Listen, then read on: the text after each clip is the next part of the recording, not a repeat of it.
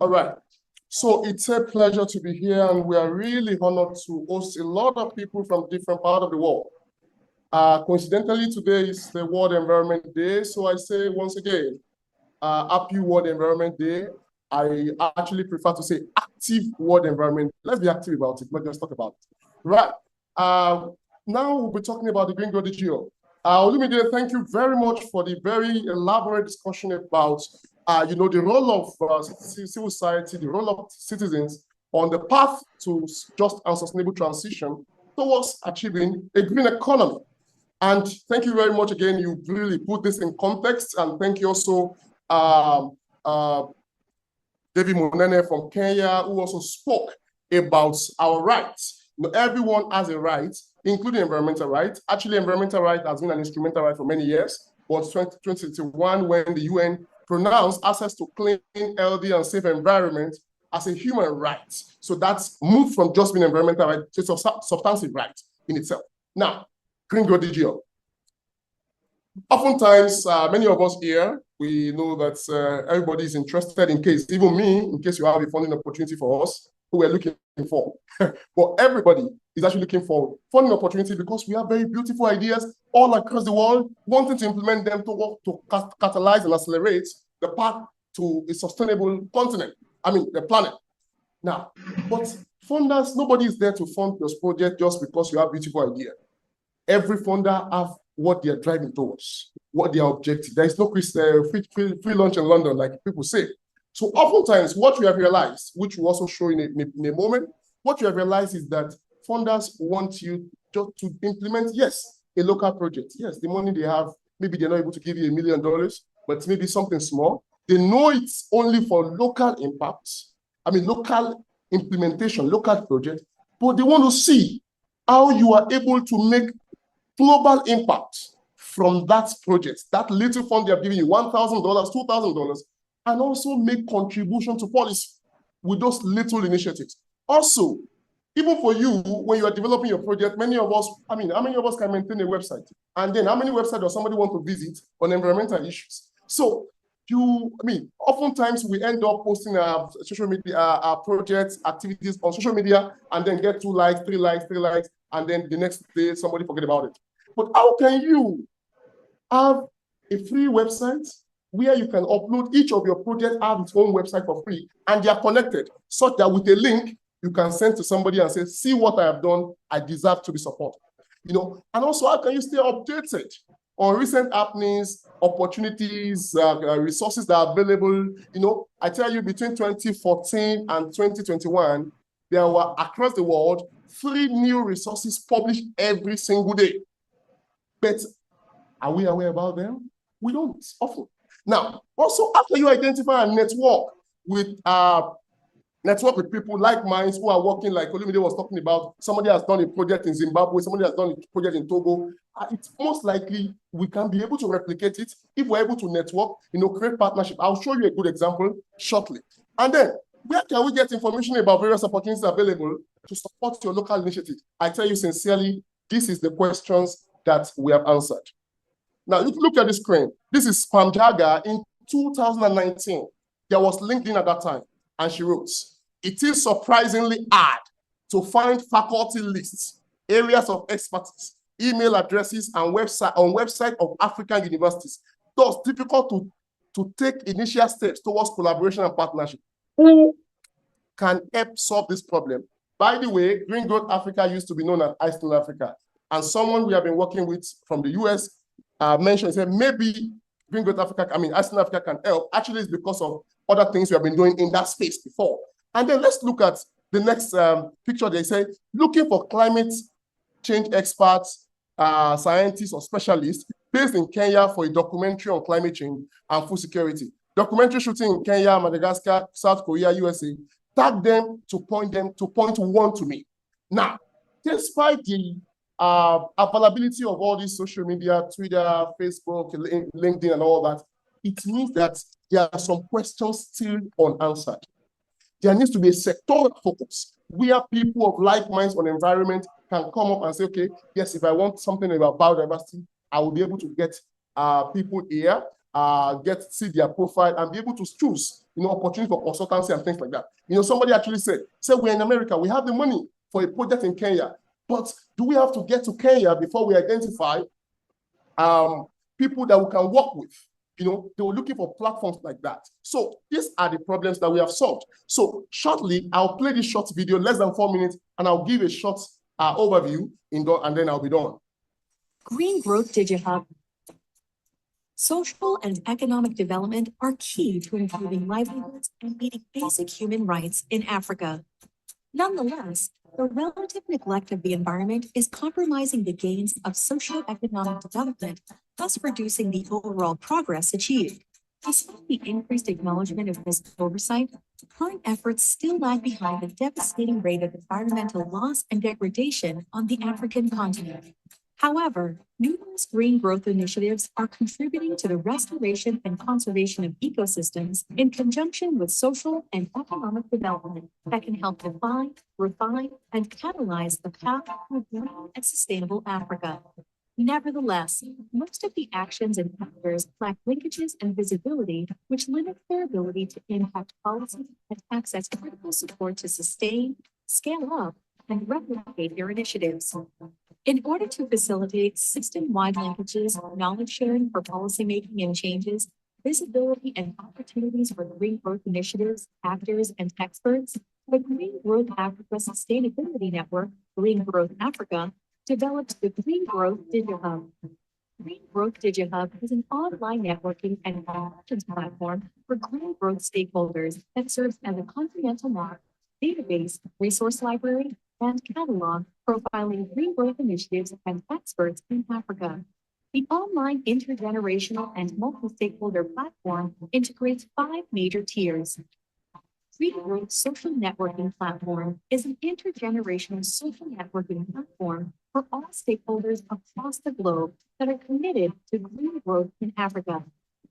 Green Growth Project Platform profiles and catalogs green growth initiatives and mainstreams them to the relevant Sustainable Development Goals, SDGs, international green growth frameworks, including priorities of the African Union's Agenda 2063.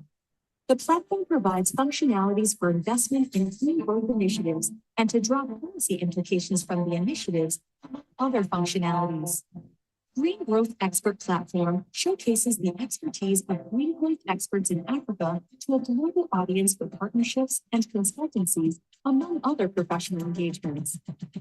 Green Growth Opportunity Platform enables users and stakeholders to share various opportunities from around the globe on green growth. Green Growth Media Platform shares news and updates, including research findings, among other media resources on green growth. Annually, green growth initiatives from all the 5 regions on the continent will be honored with the annual Green Growth DigiHub grants to encourage and support innovative initiatives. Similarly, policymakers, lawmakers, and business leaders, among other critical stakeholders who made outstanding contributions to green growth in Africa, will be honored with Green Growth DigiHub Awards. Monthly newsletters and a quarterly Green Growth DigiHub magazine will also be published and shared globally. The annual Green Growth DigiHub report will be published to showcase green growth initiatives implemented across Africa, share their policy implications, and present a holistic overview of progress in green growth on the continent. The report will be shared with governments, multilateral and international organizations, including the private sector, among other stakeholders, to facilitate evidence-based policymaking for inclusive and participatory governance for greener Africa, the Africa we want. Green Growth DigiHub. Green Growth DigiHub. Thank you so much. I go back to the slides. So basically, and once we want to sincerely appreciate the Worldwide Fund for Nature for fully supporting this. They supported this from scratch till now. And today we have the app on Google Play Store. Just type Green Growth DigiHub.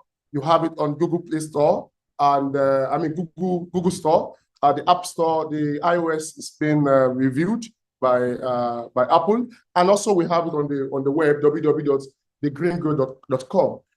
Basically, it's a platform that helps to extract global and policy implications of your local initiatives showcase your expertise to a global audience, facilitate networking and collaboration with global green growth stakeholders across the globe, and also give visibility to your green growth projects. It gives several you can get several first-hand green growth opportunities such as fellowship, consultancies, project funding, scholarships across the world. And also it's, of course, networking platform, we mentioned this, and get information about, stay updated about information about our findings from research and all that. We have the mobile app, we have the web app. The web app is on thegreengrowth.com. Yes, it's an integrated platform. And actually, but this is for multilateral organizations. When you have your project on that platform, there is a Google map, there is a map on the phone that showcases your project, highlight it, such that development organizations and international organizations can come. For instance, World Bank wants to do a project and want to support Africa on environmental issue. They want to understand what's already on ground. They normally do baseline. What's already on ground? What are the gaps? What can we do? To identify the gaps where they can support. So on such a platform, they can come, we engage with them, they can come, and then we click on a button, they see what is already happening in Africa. They see where the gaps are happening. Okay, in Kenya, perhaps, there's a lot of biodiversity activity going on, but perhaps they see a gap, for instance, in climate, and they say, okay, then we decide to go on climate. And you have some of the interfaces. I think we actually did the interface to make it quite user-friendly. And the platform supports all forms of projects, not just projects that you put on ground. Even if you do social media advocacy, either it's advocacy campaign, legal issue, a legal initiative. Project implementation, cleaning the beach, from cleaning the beach as small as it may look, to even building a whole solar city. All that is accommodated on the platform. The same thing with also policy. If you do research, if you do capacity building, if you do structured education programs, and then you have different dimensions of green growth already programmed there. So once with the click of a button, you are really seeing the big picture of the project that you have been doing locally and seeing the global relevance. Of course, whether it's continuous, whether it's a project you do annually, every 3 months you do it, January to February, you do it every year, or just a project you did once, whether it is past project, current project, ongoing project you can do. The only one there is no provision for is a future project, because we want to be sure that these projects are done. And by the way, time would not permit me to discuss with you verification processes. We will verify our project on the platform. It's not a platform. Anybody just take a picture of a project and just come and post there. So there's a verification process, and it has been built on. Like I said, either your project is online, on ground, or both. That's accommodated there. So you see, covering all the SDGs are helping you to extract your contribution to the African Union, the priorities of the African Union Agenda 2023, and also, talk about the impact of your project. Apart from all of that, which is the SDGs, African Union priorities and all that, you also have a means to really directly say, please, I would like the government of Botswana to consider this based on this project I have done. These are the policy lessons, how they can make it easy for other people that will do it, how they can draw lessons from what you have done to inform policy making and processes, and governance. So from your project, with that platform, from your local project to your platform, we are going to be analyzing quarterly the data that the project on the platform, and then producing what we call the Green Growth DigiHub magazine, which will grow across the world. And annually, we'll be producing a synthesis of all the projects on the platform, and then we'll drop policy implication on the project, and all projects and all organizations that do them will be properly acknowledged, stated there that this project we consider this project in making these recommendations.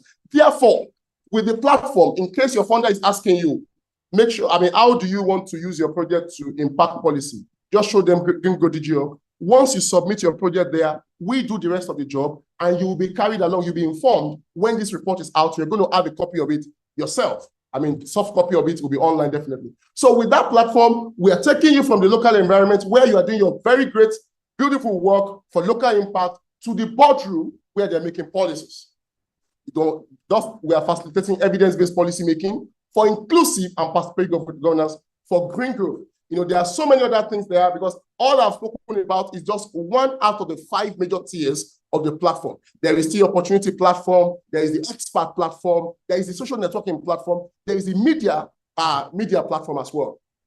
Basically, the platform provides system-wide linkages, knowledge sharing for policy making, global visibility, attract investment. When you show your project there are tools there where for potential investors, donors can see you and contact you directly on the platform. So that's why it's important when you do your settings on the app, just like Facebook, put your notification on so that when anybody engage with your content, with your project there and your posts on Children Talking platform, you can be notified directly in your email and also on the phone, and then you can come to respond to it so that you don't miss any opportunity. And like I've mentioned the platform helps you to extract all the contributions you're making to all of this. What we don't know is that many of the local activities we're doing, including as little as cleaning the beach, contribute to all of these things, but they have not been a system all the while to really help us to extract them out. And these are the interface. Thank you very much. I tried to rush it a bit. We are going to be, please subscribe on our YouTube channel at Green Growth Hub, or you see Green Growth Africa. Our social media handle on YouTube, Facebook, everything is at Green Growth Hub. So we're going to be making a lot of how-to video to showcase how you can navigate the platform. Thank you very much. In case there are any questions, you can drop in chat box. Thank you.